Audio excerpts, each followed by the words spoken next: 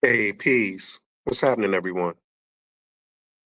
On our deal with. Like the rushing of a mighty wind. Like the rushing of a mighty wind.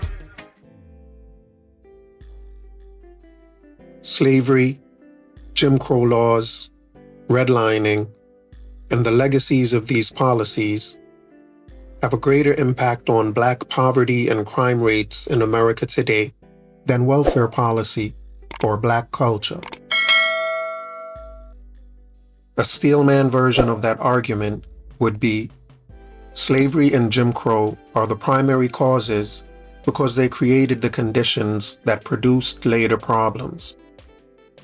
Advocates of this view argue that slavery and Jim Crow were not merely historical injustices, they were systems that systematically deprived Black Americans of wealth, education, political power, and social capital for centuries. As a result, many contemporary disparities are seen as the cumulative effects of those institutions rather than primarily the result of culture or welfare policy. 1. Wealth is built across generations. The argument begins with the observation that wealth compounds over time. For roughly 250 years, under slavery and another century under segregation, Black Americans were denied ownership of their own labor. Families were prevented from accumulating assets at the same rate as whites. Access to land, credit, education, and many occupations was restricted.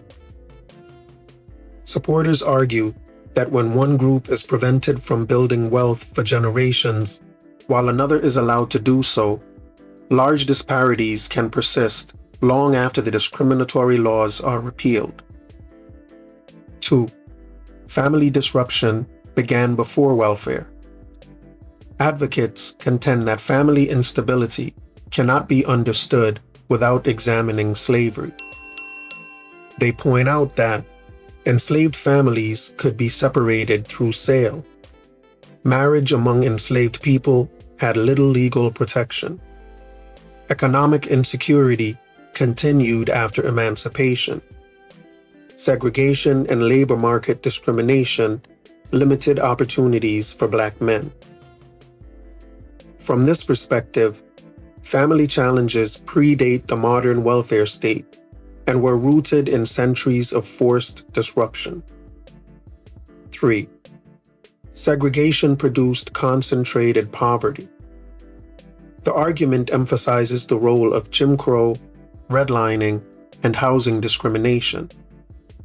Supporters contend that these policies confined many Black families to specific neighborhoods, limited access to quality schools, restricted ownership opportunities, reduced access to employment networks. As poverty became geographically concentrated, crime became more likely because crime tends to be associated with concentrated disadvantage regardless of race. 4. Culture is often a product of material conditions. This argument does not necessarily reject culture as important.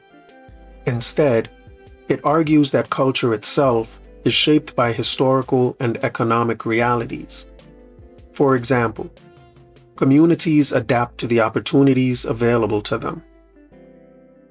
Persistent unemployment can influence attitudes toward work. Chronic insecurity can affect family formation and trust in institutions. Thus, what appears to be a cultural problem may actually be a downstream consequence of historical exclusion. 5. The timing fits historical explanations. Supporters note that many major disparities remained large even after welfare reforms and despite cultural changes. They argue that the racial wealth gap remains substantial. School and neighborhood inequalities persist. Many segregated communities today originated from earlier discriminatory policies. Therefore, they conclude that historical institutions continue to exert powerful effects through inherited economic and social disadvantages. 6. Crime is linked to structural conditions. The Steelman version argues that crime is more strongly related to concentrated poverty, weak labor markets, and neighborhood disadvantage than to culture alone. The reasoning is: 1. Historical discrimination produced concentrated poverty. 2. Concentrated poverty weakened local institutions. 3. Reduced economic opportunities increased incentives for illicit activity. 4. Crime became more prevalent in affected communities. In this view, slavery and Jim Crow are not distant historical events, but foundational causes that continue to shape present-day conditions. The strongest counter-argument. Critics respond that historical disadvantages are real, but cannot fully explain why individuals and communities facing similar economic conditions often experience different outcomes. They argue that family structure, social norms, and cultural factors have independent effects and may explain more variation in poverty and crime today than historical injustices alone. Thinkers such as Thomas Sowell emphasize culture and incentives, while scholars such as William Julius Wilson and Ta-Nehisi Coates place greater emphasis on historical and structural factors. The core claim. The strongest version of the slavery and Jim Crow argument is not that culture and welfare are irrelevant. Rather, it is that the most important causes of contemporary Black poverty and crime are the long-term economic, social, and political consequences of centuries of legally enforced exclusion, and that culture and welfare operate largely within conditions that those historical systems created. 1. Slavery, the beginning of systemic oppression. For over 250 years, millions of Black Americans were enslaved, denied freedom, paid labor, ownership of property, education, and the ability to build wealth. 2. No wealth, no land, no legacy. After slavery, Black families were denied land, resources, fair wages, and access to capital. Generational wealth was impossible to build, while others were given head starts. 3. Jim Crow, laws that maintained inequality. For nearly 100 years, Jim Crow laws enforced segregation in schools, housing, jobs, and public spaces, limiting opportunity and keeping Black communities in poverty. 4. Discrimination in housing, jobs, and education. Redlining, discriminatory lending, job exclusion, and unequal schooling created segregated neighborhoods with fewer resources and limited upward mobility. 5. Concentrated poverty across generations. Decades of exclusion created neighborhoods with underfunded schools, fewer jobs, less access to healthcare, and limited investment, trapping families in poverty. 6. Poverty drives crime.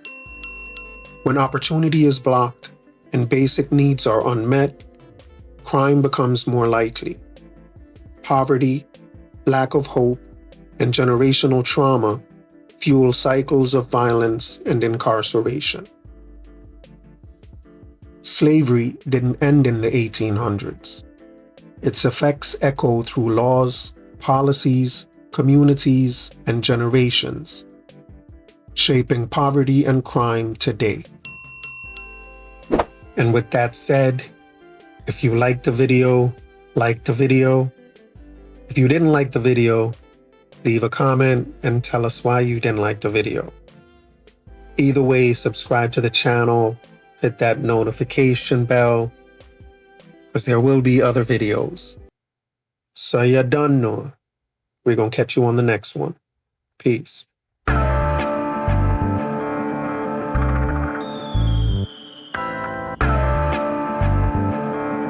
I want you to listen very, very carefully. Just because we're black, they say we are slaves. Speak of righteousness, they say we are praise. Just because we're black, they say we are slaves. Speak of righteousness, they say we are praise. Brought us from the motherland in bondage and chains. Bury our culture and change our names. They claim we're free, yet we are in pain. As long as there's life, there's a lot to gain. Just because we're black, they say we are slaves. Speak of righteousness, they say we are praise. Just because we're black, they say we are slaves. Righteousness, they say we are praise. When God spoke his words, they said he was deranged. Marley sung his songs, they said the same. Malcolm X and Martin Luther fought relentlessly so we could be better. Just because we're black, they say we are slaves. Righteousness, they say we are praise. Just because we're black, they say we are slaves. Speak of righteousness, they say we are praise. Brought us from the motherland in bondage and chains. Bury our culture and change our names. They claim we're free, yet we are in pain. As long as there's life, there's a lot to gain. Just because we're black, they say we are slaves. Speak of righteousness, they say we are praise. Just because we're black, they say we are slaves.